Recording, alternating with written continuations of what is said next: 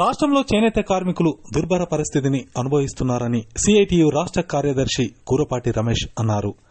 సిద్దిపేట జిల్లా దుబ్బాకలోని చేనేత కార్మిక సహకార సంఘంలోని చేనేత కార్మికులను వారి స్థితిగతులను అడిగి తెలుసుకున్నారు.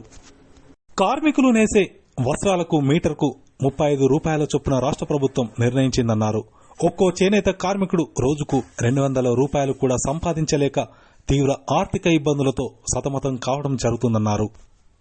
కనీసం నెలకు 5,000 రూపాయలు కూడా చేనేత కార్మికుడు సంపాదించలేక కుటుంబ పోషణ భారంగా మారి ఎంతో మంది కార్మికులు ఆత్మహత్యకు పాల్పడడం జరిగిందని ఆవేదన వ్యక్తం చేశారు.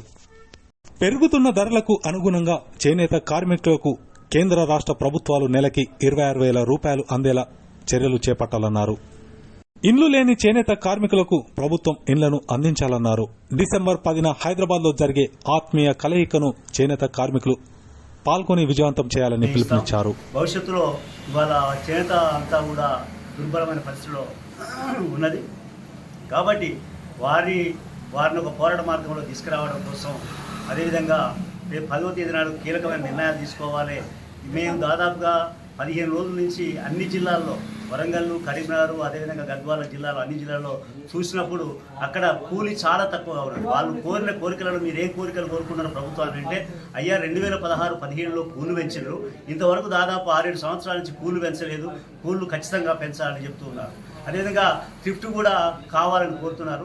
గత ప్రభుత్వం ఏదైతే 2,500 అకౌంట్లో వేసిందో అవి తక్షణం కూడా వేయాలని కోరుతున్నారు. 2,000 రూపాయలు నేత కార్మికుడికి, అదేవిధంగా అనుబంధ కార్మికులకు 500 చొప్పున 1,000 రూపాయలు వేయాలని, అవన్నీ కూడా తక్షణం వేయాలని చెప్పి అంటున్నారు. నేతన బీమా కూడా 70 సంవత్సరాల వరకు నేస్తున్నారు కాబట్టి దాన్ని కూడా నేతన బీమా పథకంలో కూడా వయస్సు పరిమితిని పెంచాలని కోరుతున్నారు. అదేవిధంగా ఇల్లు లేని ఎవరైతే నిరుపేదలైతే ఉన్నారో హౌస్ కమ్ వర్క్ షెడ్లను కూడా ఇవ్వాలని కోరుతా ఉన్నారు. ఇవన్నీ మాకు ఈ యొక్క పర్యటన లోపల, అధ్యయన యాత్ర లోపల గమనించిన అంశాలు. వీటినన్నింటినీ కూడా రేపు సదస్సులో చర్చించి రాబోయే కాలంలో ఒక ఉద్యమాన్ని నిర్మించడానికి అవకాశం కలుగుతుంది. దాంట్లో ఆ ఉద్యమంలో కూడా మీరంతా కూడా రాష్ట్రంలో ఉన్న చేనేత కార్మికులంతా కూడా పాల్గొని ఉద్యమాన్ని బలోపేతం చేసి ఉద్యమం నిర్వహించి మన యొక్క కోరికలను సాధించుకోవడానికి ముందుకు రావాలని ఈ సందర్భంగా